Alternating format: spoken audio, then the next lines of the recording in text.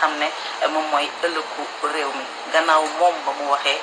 yow lan nga ko ciy dolli. jërëjëf Maymuna ginnaaw bi ma la nuyoo jaarale sama nuyoo bi jëm ci askan wi ci seen télévision bi ma lay sant bu baax ci opportunité bi nga ma may li may njëkk a def mooy rafetlu bu baax a baax li nga xam ni lii président de la république jël na ko comme dogal boobu mooy bi ma doon xaar ci moom puisque du tey laa ko xam Macky xam naa ko depuis 89 90 bi muy ñëw ci PDS jóge AJ donc décision bii rek laa doon xaar ci moom te décision bii rek moo mënoon méngoo ak dayoo homme d'état ak chef d'état boo xam ni am na ambition pour réewam mais am na surtout ambition pour continent africain puisque xam naa ci moom ne lépp luy gàkkal deru Sénégal wala lépp luy gàkkal deru Afrique dana ko moytu lu mu man donc man décision bi bettuma loolu moo taxoon ma ne na nit ñi teey xaar kenn du toj gémmiñu sàmm te wëliisagul léegi nag defe naa ni bi mu wëliisee ba pare mbégte moo ëpp ci ñépp nag ñi ko doon xarab ak ñi ko doon kañ yépp am nañu mbégte tey bu ngeen dégloo muy ci biir réew mi muy bitim réew muy waa àddina bi ñépp ñoo ngi kañ Sénégal dafa mel ni delloowaat nañ ko sagam ci Afrique comme modèle démocratique delloowaat nañ ko sagam ci àddina bi te décision bii mu jël li ma ci gën a bégloo mooy yëkkati na ko ci maqaama boo xam ni moo gën a kawe bii muy waaj a bàyyi gis nga na Mandela meloon ci Afrique du Sud ba mu bàyyee jox Thabo Mbeki ku daan visiter Afrique du Sud gis Mandela nuyu ko moo lay gënal dem ci Thabo Mbeki donc je pense que décision bii mu jël boobu dayoo la am yëkkatiwaat na image yu Sénégal ñépp a ngi koy wax boo dégloo chef d'état africain yi wala ancien chef d'état yi ñépp ñoo ngi naan Sénégal mooy porte-flambeau démocratie je pense que ñi nekk ci diaspora bi man li ma jot ci ay message yu bàyyi ko ci ay diplomates internationaux ay autorités internationales moo ëpp li ma jot ci message yu bàyyi ko ci réew mi donc loolu rek jaroon na ñu teey bàyyi ko ak teeyu bakkanam ba mu àddu léegi bi mu àddoo mbégte moomu laa ci am léegi xëy na li ci des mooy ñu jubalewaat Sénégal ñépp àndandoo nekk benn bokk ndey bokk baay waroo ci xalaat warula jur noonoo waroo ci xalaat warula jur yàq ak toj li ñépp bokk puisque yow boo ko tojee yàq ko da nga koy yàqal ñoo xam ni ñoom nga ne ñoom ngay xeexal puisque boo yàqee transport en commun waa population bi ñoo ciy dugg boo yàqee université jeunes yi nga ne ñoom ngay xeexal ñoo fay jàng ñooy jëfandikoo téere ya fa nekk ak archive ya fa nekk donc waroo ci xalaat li tax démocratie baax mooy lépp da nga koy def ci dal ak ci waxtaan toog wax comme ni ñu def bi ñuy def dialogue national bi wax nañu d'accord ñu ci lépp mais au moins li mu jur mooy li ñu d'accord xam nañu ko li ñu d'accordul xam nañu ko li nga xam ne lii dafa laaj xóotal mënuñoo wax ni d'accord nañu wala d'accorduñu xam nañu ko loolu la waxtaan di jariñ te loolu mooy démocratie en tout cas daal pour dellu si ci décision bi daal vraiment c'est extraordinaire. le blason du Sénégal à l'international. Totalement. Parce qu'il y a eu mais loolu Maïmouna yaa ma ko gën a xam. oui mais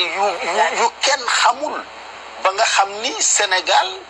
defe woon nañ ni benn pays boo xam ni ci suux la jëm wala def ni ñeneen ñi coup d'état wala xeex bu dul jeex wala guerre civile loolu la nit ñi jàppoon mais tey wala démb ak tey bi nit ñi déggee président de la république wax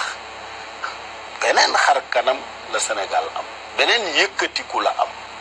musu ko ñàkk sax nag puisque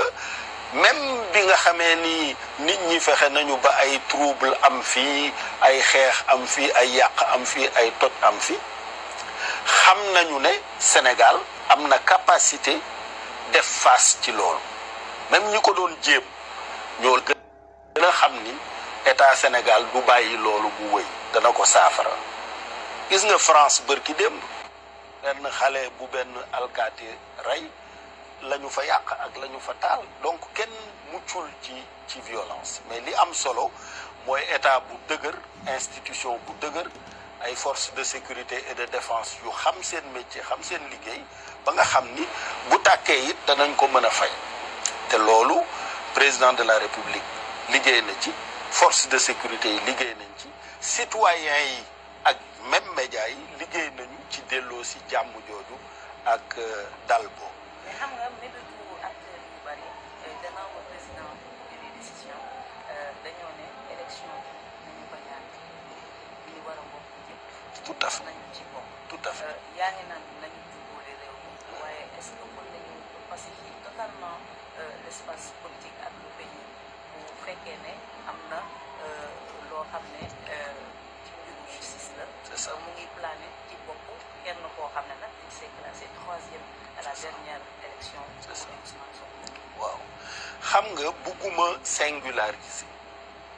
mais société lii tax mu am mooy justice mooy yow mii bu ma la tooñee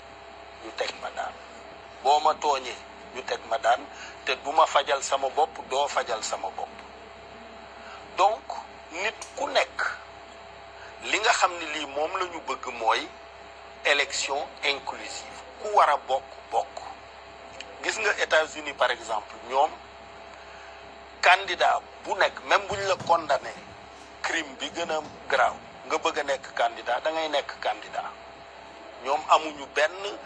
gàllankoor buy tere nit ki nekk candidat bokkul ak Sénégal dafa am ay loi yu ñu wax ne boo defee lii def lii ñu teg la daan bi doo bokk loolu defuñu ko pour kenn ku mu dal ci sa kaw rek mu dal ci sa kaw mais loolu bu deñee c'est-à-dire bis bu ñu demee ba nga xam ni justice day dogal ñu ne la justice dogal bu ñu ko doxal kon kay tijji leen kaso yépp bis bu ñu demee Sénégal ba nga xam ni justice dogal na ñu ne la mu dogal bu ñu ko doxal nañu ko teggi teg fële pour yeneen raison société bi tas na puisque ci ban base ngay jàppee ki sàcc ginaar gi wala ki dem def accident circulation rey nit wala nangam ci ban base nga koy jàppe il y a des milliers et des milliers de Sénégalais yu nekk ci prison bi lu leen fa téye décision de justice yow parce que leader politique nga mucc ci loolu ah wala boog ñu voté benn loi daal di ne ku am parti politique wala kuy defar politique loo mën ci def mucc nga kenn du la teg daan bu boobaa defe naa ni 17 millions de partis ñooy am ah loolu rek mën a nekk mais société mënula am sans le commun respect par tout le monde des décisions de justice gis nga États-Unis gii ngay wax ak France yi ñu jàppe modèle bis bu ne Cour suprême ba wala Conseil constitutionnel ba jël dogal boo xam ni débat yu dul jeex lay jur ñii duñ ci d'accord ñii di ko ŋaañ mais benn américain xelam du dem ci violer le cour ba décider benn ñoom ñëpp ci ànd ne lii dañ koy wëyal tant que loolu mooy tax société am donc nañu jàpp ni élection inclusive la ñu bëgg maa ngi ñaanal Ousmane moomu nga wax sama jarbaat la j'ai beaucoup d'affection pour lui yaayam thiessoise la donc ñaanal ko mu génn ci problème yi mu nekk mais bu dalee ci kawam itam mu muñ yeneen élection ngi fi te moom xale la pardon absolument non man bu doon man damay def comme aux États-Unis c'est-à-dire du ma def benn gàllankoor. du ma def déchéance électorale. non du am déchéance électorale damay bàyyi peuple bi bu xamee ni yow sàcc nga alalam wala yow def nga crime wala def nga lii peuple bi mooy tànn est-ce que bëgg na président bu mel noonu wala déet. Aux États-Unis c'est comme ça amul déchéance électorale mais ci situation Sénégal nii mu nekkee dafa am ay loi yu tëral ne condition bii ak bii bu dalee ci sa kaw doo bokk loolu ku mu dal ci sa kaw ak ku mu mënti doon même bu doon man waruma bokk. waaye yow xam nañ ne yi ngay rejoindre Macky Sall ñi su tàndroon seen alliance bokkoon na ci bu demee ba war a génn yow nga nekk le candidat de la majorité. déedéet non may mun a del wax lu la wóor yow da nga fekke woon waxtaan bi déedéet non loolu musu ci bokk dégg naa la ba tàyyi nga di ko wax ma ne fu mu jële lii déedéet non xam nga ñun ñaar février mars président waroon na déterminé wu d'ailleurs sax ci nga commencé génn waaye man sama question sax du loolu dépassé nañu ko c'est ça mais sama question mooy est-ce que da ngay positionné wu pour yeggali yéene Macky Sall c'est-à-dire jël légam ou est-ce que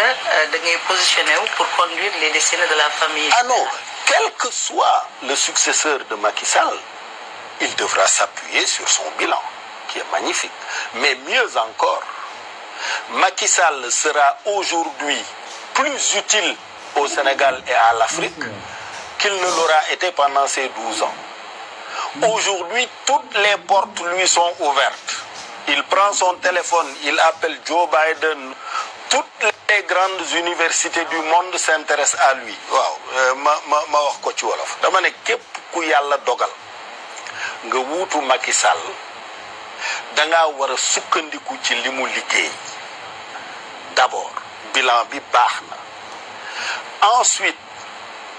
nga tàllal ko sa nopp liggéey ak moom ndax fii mu tege tey ci décision bii mu jël àddina bi wekk nañ ko wekk goo xam ni tey lay gën a ëpp njariñ pour Sénégal ak Afrique que bi mu nekkee président du Sénégal tey bu yëkkatee téléphone am bu 2 avril jotee ba mu bàyyi laa wax de ba nga xam ni nekkatul président génn bi rafet na rafetaay boo xam ni parcours bi mu def expérience bi mu ci am nekk maire de Fatick nekk ministre nekk premier ministre nekk président assemblée nationale nekk président de la république nekk président de l'union africaine ba noppi génn bu rafet bi dana ko may maqaama boo xam ni ci àddina bi ku mu yëkkati téléphone am woo la moom ngay njëkk a jël que président yi toog donc ku am xel te bëgg a jiite Sénégal ëllëg def ko xarit man de sama rakk la leer laa mais gis nañu